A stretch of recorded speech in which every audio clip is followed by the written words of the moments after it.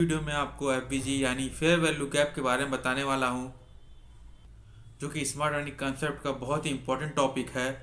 और किस तरीके से हम एफवीजी का यूज़ करके ट्रेड करते हैं ये भी इस वीडियो में सीखेंगे।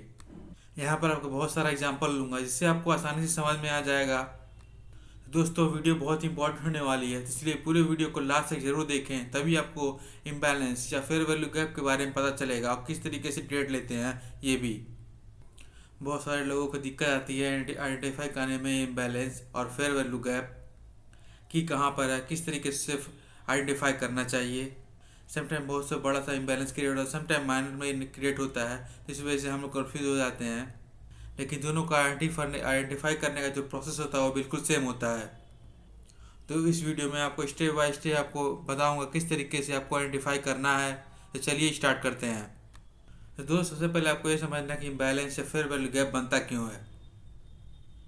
इम्बैलेंस या फेयर वैल्यू गैप जब भी कोई हेल्दी प्राइस एक्शन ऊपर की तरफ नीचे की तरफ ड्रॉप या अप होता है, उस केस में क्या होता है, मार्केट इम्बैलेंस क्रिएट करता है या फेयर वैल्यू गैप क्रिएट करता है।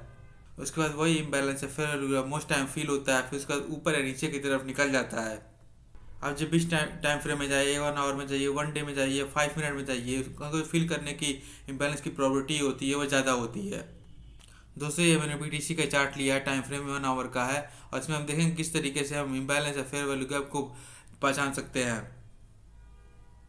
आप कोई भी चार्ट ले सकते हो, मल्टीपल टाइम फ्रेम ले सकते हो। बस हम ये एग्जांपल लेने के लिए मैंने ये टाइम फ्रेम और ये चार्ट लिया है बीटीसी का। आप किसी भी टाइम फ्रेम का चार्ट ले सकते हो। तो इस चार्ट में सबसे पहले हम देखेंगे तो मार्केट बुलिश की तरफ है, उसके बाद टर्न हुआ है यहाँ से बैरिश की तरफ, जो कि मार्केट यहाँ से निकल गया है नीचे की तरफ। जब भी मार्केट बैरिश हो या बुलिश हो, बुलिश है या बैरिश हो, तो आइडेंटिफाई करना जो ट्रैप होता है, आइडेंटिफाई करने का तरीका होता है वो बिल्कुल सेम होता है। हमें टॉप से बॉटम या बॉटम से टॉप के लिए आइडेंटिफाई करना होता है हमें इम्बैलेंस। अगर मार्केट बुलिश है तो बॉटम से लेके चलेंगे। हम यहाँ पर देख सकते हैं कि सबसे लोवेस्ट कैंडल ये है, और तीसरा कैंडल यहाँ से मार्क करेंगे तो ये जाके फेयर वैल्यू गैप निकल के कुछ इस तरीके से यहाँ पर आएगा, जो कि मिटिगेट नहीं हुआ है। उसके बाद देखेंगे फेयर वैल्यू गैप, उसके बाद देखेंगे यहाँ से फिर से तो इस कैंडल का हाई और इस थर्ड कैंडल का लो यहाँ पर। तो इस तरीके से ये आगे जाके यहाँ पर नीचे गिरते हुए यहाँ पर इसे मिटिगेट करता है। तो नीचे वाले देखेंगे तो इसके बीच का जो गैप है इसे हम बोलते हैं इम्बैलेंस या फेयर वैल्यू गैप, जहाँ से मार्केट यहाँ से इसे टच करके ऊपर या नीचे की तरफ निकल जाता है। और ये नीचे सबसे डाउन वाला जो है इसे हम इम्बैलेंस या फेयर वैल्यू गैप होता है, जिसे हम अनमिटिगेटेड बैलेंस बोलते हैं। ये 1 आवर का चार्ट है, जरूरी नहीं है कि मार्केट ही हर आवर के टाइम में सेम काम करिए। डिफरेंट आवर के टाइम में या 5 मिनट के टाइम में 50 मिनट के टाइम में डिफरेंट वर्क करेगा। जरूरी नहीं है कि ये 1 आवर पर काम कर रहा है तो 5 मिनट पर भी काम करेगा। मार्केट की सिंगल टाइम फ्रेम को फॉलो नहीं करते। ये बस एग्जाम के लिए आपको बता रहा हूँ कि किस तरीके से आइडेंटिफाई करवाओगे इम्बैलेंस को। टाइम फ्रेम इसमें इंपॉर्टेंट नहीं है, आप किसी भी टाइम फ्रेम पे इसे इम्प्लाई कर सकते हो, लेकिन जो प्रोसेस है वो बिल्कुल सेम रहने वाला है। उसके बाद में इससे ऊपर वाला हो जाएगा फेयर वैल्यू गैप। उसके बाद उसके ऊपर देखेंगे तो ये वाला हो जाएगा फिर से फेयर वैल्यू गैप, एक जो कि ऑलरेडी जाके नीचे मिटिगेट हो चुका है पहले। उसके बाद फिर आप जाके देखोगे तो कुछ इस तरीके से यहाँ पर हो गया, जो कि आगे ही मिटिगेट हो चुका है। उसके बाद यहाँ से ऊपर की तरफ निकल गया है मार्केट। तो 1 2 3 4 तरीके के हमने फेयर वैल्यू गैप यहाँ पर फाइंड आउट किए हैं। उसके बाद फिर से मार्केट ने यहाँ पर इम्बैलेंस या फेयर वैल्यू गैप क्रिएट किया है, फर्स्ट कैंडल का हाई और थर्ड कैंडल का लो, फिर यहाँ पर जाके आगे किसी तरह मिटिगेट हो गया है। आप देख सकते हैं फर्स्ट कैंडल का फिर से बना था, फर्स्ट कैंडल का हाई,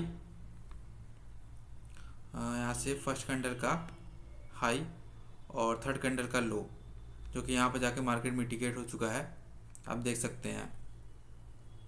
और ये प्रोसेस आपका कंटिन्यू ऊपर की तरफ चलता जाएगा।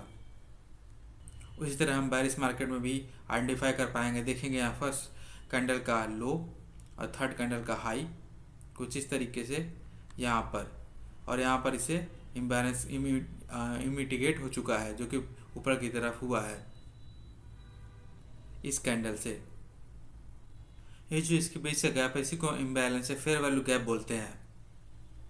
बेरिश मार्केट में क्या होता है, बेरिश का फर्स्ट कैंडल का लो, थर्ड कैंडल का हाई। लेकिन बुलिश मार्केट में क्या होता है, फर्स्ट कैंडल का हाई और थर्ड कैंडल का लो।